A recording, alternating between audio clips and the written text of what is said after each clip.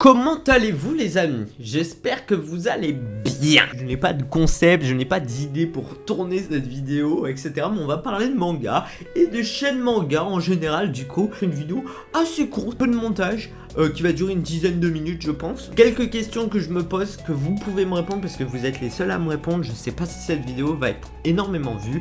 En tout cas, on va parler de chaînes manga, des chaînes de manga. Je vais citer quelques chaînes de manga. Je pense obligatoirement vous allez en connaître au moins un. Par exemple, je vous dis Chef Otaku, Manga Indigo, Captain Manga. Obligatoirement, dans ces trois-là, vous les avez. J'en ai déjà oublié. Et est-ce que moi...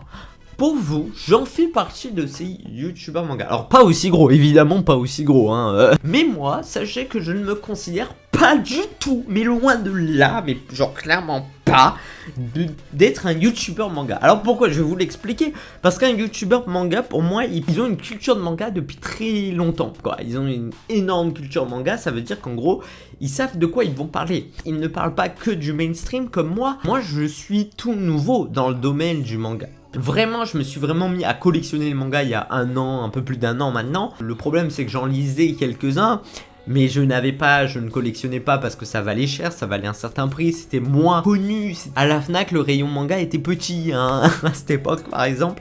Voilà, je me considère pas comme un youtubeur manga. Alors après, bien évidemment, j'ai fait toutes les bases des youtubeurs manga. Achat manga, pas bilan lecture, je ne l'ai pas encore fait bilan lecture, ça ne serait tardé, je vous le dis moi. Bref, l'achat manga, la mangatech des abonnés, ma mangatech, présentation de la mangatech, enfin bref, évidemment, vous les retrouvez dans tous les mois. Ah pourquoi? Parce que c'est des concepts qui marchent, bien évidemment. Moi je n'ai pas cette culture et donc du coup il faut que je compense cette culture de manga pour moi en tant que petit dans le YouTube. J'essaye de créer de nouveaux concepts. Par exemple, le seul vraiment gros projet que j'ai sorti, ça a été un manga, une histoire. Alors pourquoi gros projet et petit en vue? Alors en fait, gros projet parce que c'est totalement nouveau, ça n'a jamais été fait, c'était de reprendre une histoire réelle et savoir si elle est pire que le manga, parce que le manga quand même est un niveau de science-fiction inimaginable, sans spoiler le manga. Ça veut dire prendre un petit détail, par exemple prendre, je sais pas, par exemple dans The Promised Neverland, par exemple, The Promised Neverland,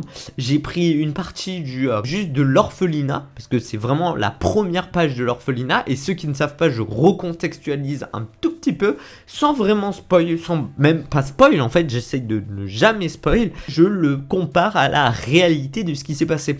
Ça, c'est un gros projet qui, bien évidemment, me fait énormément et me tient énormément à cœur parce que, évidemment, c'est pas la vidéo la plus vue, mais c'est mon petit bijou. Genre, en gros, c'est à moi de le façonner, etc., que personne l'a fait, et c'est ma petite signature de ma chaîne, quoi. C'est ma signature de ma chaîne. Évidemment, ce mois-ci, comme si vous avez pu le constater, je n'ai pas fait de cette vidéo-là. C'est un peu triste d'ailleurs. Non, mais ne vous inquiétez pas, je me rattrape. Il y aura normalement deux mangas, un manga, une histoire, le mois prochain qui sortira du coup pour me rattraper. Je trouve que ce n'est ni une critique, loin de là, parce que j'en fais partie énormément. Je trouve que nous, youtubeurs, petits youtubeurs et gros youtubeurs, on ne prend pas trop de risques dans les mangas. Pourquoi? Parce que dès qu'on sait, on sait où ça va faire des vues, hein. Moi je le sais, hein. Dès que je mets un achat manga, je sais très clairement que ça va faire plus de vues que toutes mes autres chaînes. Toutes les autres vidéos que je parle autre chose que de manga, obligatoirement ça va pas être vu beaucoup. Mais c'est comme ça, c'est le YouTube, c'est normal. C'est parce que j'ai une communauté de manga et voilà. Je pense que les gros youtubeurs de manga, sans être loin de là une critique, devraient un petit peu plus mettre en avant et faire un peu plus de feat, par exemple, avec d'autres youtubeurs. Parce que alors ce n'est pas une demande de feat avant qu'il y ait d'autres trucs, etc. Mais j'ai constaté, à part le Chef Otaku que je mets vraiment loin, etc.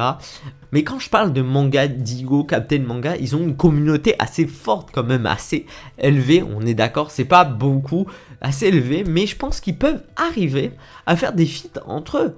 Entre Captain Manga, Manga Indigo, à essayer de faire des petits feats ou des petites interviews de passionnés de manga, parce qu'il n'y a pas que eux, il y en a qui se montrent pas du tout à la caméra, et je pense qu'ils ont largement la puissance de le faire. Enfin, Je sais pas, voilà, des petits projets, des petites idées que j'ai dans ma tête, etc. J'avoue que j'ai trop peur de me permettre de dire, bon, bah, est-ce que ça te dirait de faire un feat avec moi? Bien sûr, il faudrait que je connaisse la personne avant, qu'on discute largement avant, voir si le feeling se passe bien.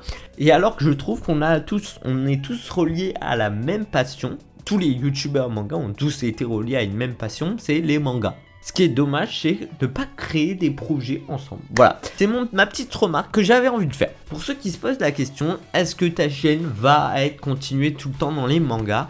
Cette année, oui, largement. Pour cette année, largement, oui, parce que c'est quelque chose que je suis fan. J'ai envie de vous montrer mon évolution. Et vous suivez mon évolution sur YouTube puisque vous grandissez avec moi.